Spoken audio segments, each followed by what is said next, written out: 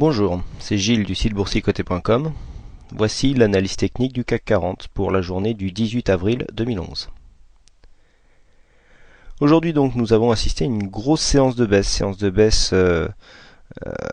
qui a fait suite à la perspective de dégradation de la note de la dette américaine par l'agence Moody's. Donc c'est une grosse mauvaise annonce, puisque bon, tout le monde l'attendait mais personne ne savait quand ça allait arriver. Et donc ça nous a donné une grosse séance baissière, puisque nous avons ouvert quasiment stable à 3970,62, tout proche du plus haut, puisque le plus haut se situe à 3971,29. Le plus bas a été marqué à 3862,40 pour terminer en clôture à 3881,24 points. Le CAC 40 perd 2,35% sur cette séance, 93 points perdus par rapport au cours de clôture de vendredi. C'est donc une grosse séance de baisse, une bougie quasiment en passant de ceinture ici, normalement passant de ceinture, mais qui est un signal d'achat lorsque l'on est dans une tendance haussière. Bon, là on ne peut pas dire que nous soyons dans une tendance haussière, donc ce signal ne sera pas pris en compte. Ce que l'on peut remarquer, c'est que malgré l'amplitude de la baisse, nous conservons encore une fois des appuis sur des zones techniques concernant les points bas, puisque nous avons clôturé vraiment tout proche de la zone de 50% des retracements de Fibonacci, puisque nous clôturons à 3800, je vous le rappelle, à 3881,24, alors que le retracement de 50% des Fibonacci était situé à 3882,4. Donc on clôture sur la zone des 50% et on est venu marquer un point bas sur le support mineur des 3865 points, à quelques points près. Donc on le voit, une baisse qui s'est accélérée en fin de journée. Nous cassons le trend baissier par le bas, qui est une chose rare et qui traduit en général une exagération de la baisse. Toutefois, au niveau des indicateurs, on n'est pas trop dans une exagération. On voit juste qu'ici, nous venons clôturer en dehors de la bande de Bollinger inférieure, qui est en général qui confirme une situation d'exagération, puisque en général, on dit que concernant les bandes de Bollinger, 95% des cours doivent être compris à l'intérieur des bandes. C'est vraiment assez rare, surtout en vue journalière, d'avoir des clôtures qui se situent en dehors. Alors ça ne veut pas forcément signifier que nous aurons un retournement demain.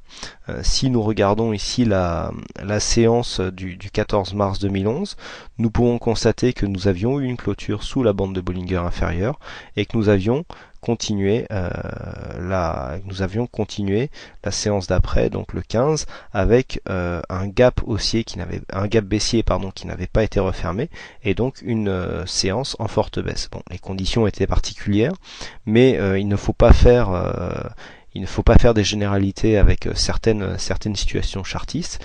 Ici, nous clôturons donc en dehors des bandes de Bollinger. Mais cela ne veut pas dire qu'il y aura un retournement, cela veut tout simplement dire que la poussée baissière est vraiment très puissante, d'autant plus qu'elle est accompagnée de volumes supérieurs à la moyenne, ce qui est toujours, en général, ça confirme le sens du mouvement, puisque nous avons une bougie pleine avec des volumes fournis.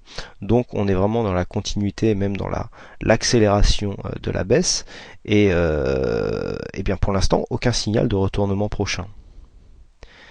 Du point de vue des indicateurs, nous avons un RSI qui descend, qui est encore en zone neutre, mais qui commence à se rapprocher de sa zone de survente. Le stochastique, lui, rentre dans sa zone de survente. Il est encore loin de sa ligne de signal, ce qui souligne la dynamique ici du signal baissier. Le MACD passe en territoire négatif, et donc on vient de parler du volume qui est au-dessus de la moyenne, avec une forte poussée de la volatilité, qui en général accompagne bien les forts mouvements baissiers tels que nous l'avons eu aujourd'hui. Sur cette séance, c'est Mio qui gagne le jeu du fixing, donc bravo Mio pour cette victoire.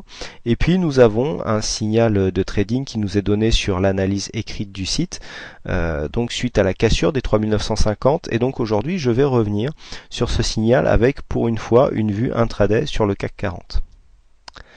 Alors ceci est une vue CFD, c'est une cotation CFD, donc qui correspond à un produit dérivé, et nous allons observer comment on pouvait jouer, parce qu'il y avait différentes manières de jouer ce signal. Voilà.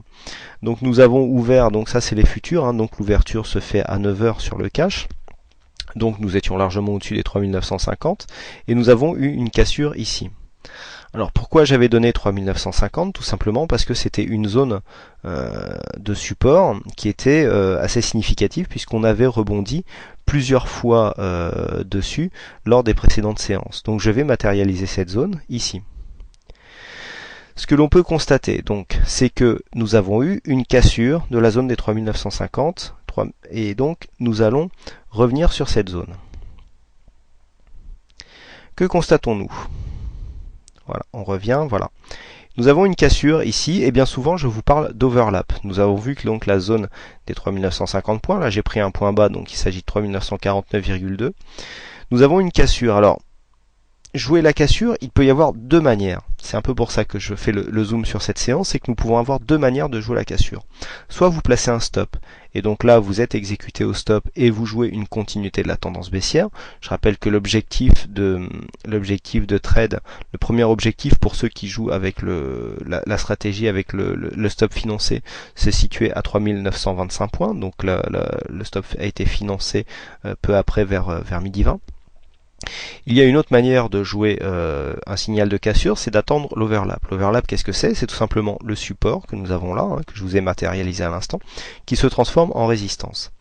Il nous permet déjà de revenir chercher un point d'entrée hors volatilité, car sur ce genre de bougie, sur une forte accélération, il y a des chances, ça arrive, que beaucoup d'ordres passent en même temps, que cela crée un manque de liquidité. Vous voyez, là on est bien en dehors des bandes de Bollinger, donc c'est tout à fait ce genre de période où nous avons un manque de volatilité, et donc pour ceux qui jouent en CFD, les spreads s'écartent, à savoir que si vous êtes sur un stop par exemple à 3950, vous pouvez très bien être exécuté par manque de liquidité à 3945 voire 3940 points, voire même plus bas en cas de forte news. Ce n'est pas votre broker qui vous arnaque, c'est tout simplement qu'il n'y a pas assez de liquidité pour assurer un carnet d'ordre assez fourni. C'est assez rare, c'est vraiment rarissime ce que je vous explique, mais ça peut arriver.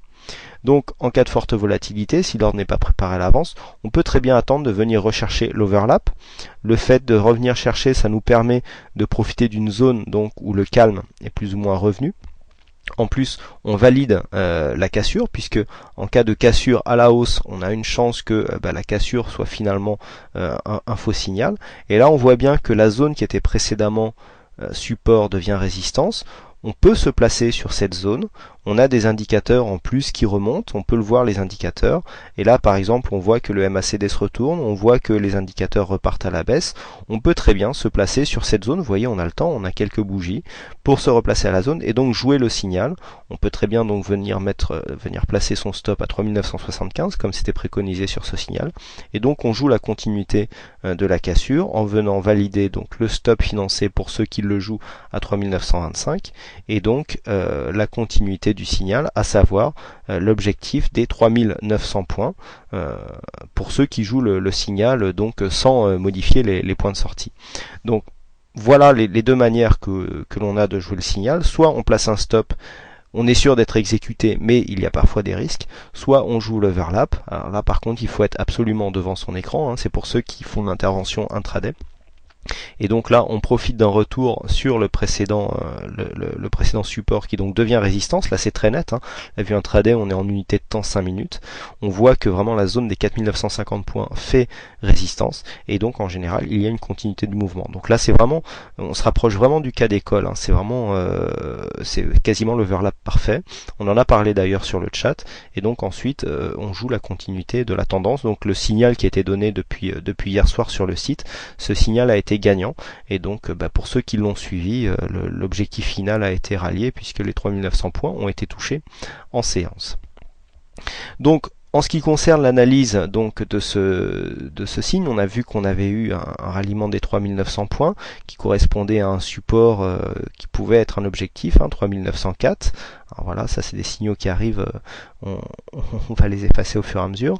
Et donc là, une petite exagération, toutefois aucun signal de retournement très court terme, puisqu'on a des indicateurs qui sont dans la continuité de la baisse, donc on pourrait très bien venir continuer à baisser demain en l'absence de point de retournement. On a une ombre basse ici qui est apparue, mais qui n'est pas assez ample pour nous montrer un regain d'acheteurs sur le marché.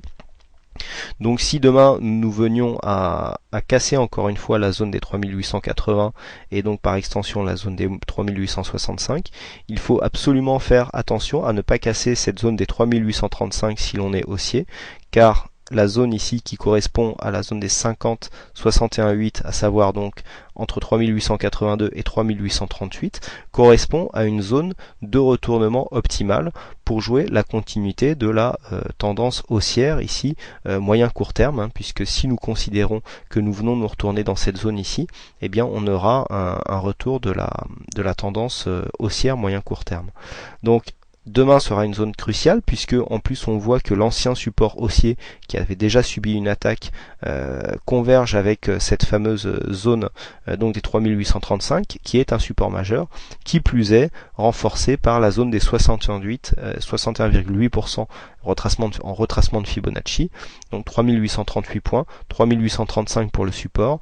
C'est une zone ici qui va être qui devrait être un fort support demain, mais attention, en cas de vraiment de réel bad news concernant encore une fois les États-Unis, puisqu'en général quand une agence de notation commence, et bien les autres suivent, on pourra avoir des surprises, donc une cassure de cette zone.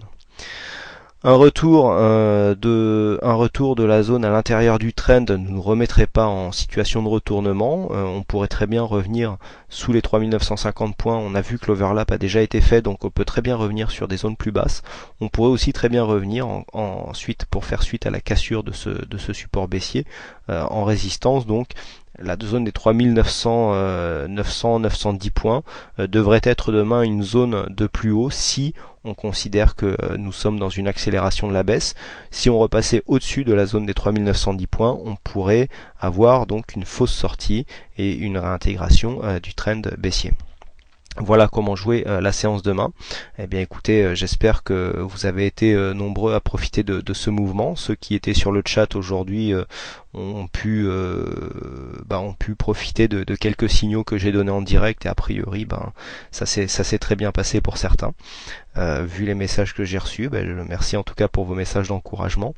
Et puis pour les autres, il ne me reste plus qu'à vous souhaiter donc à toutes et à tous une bonne soirée. Merci pour votre fidélité et pour vos nombreuses visites sur le site boursicoté.com.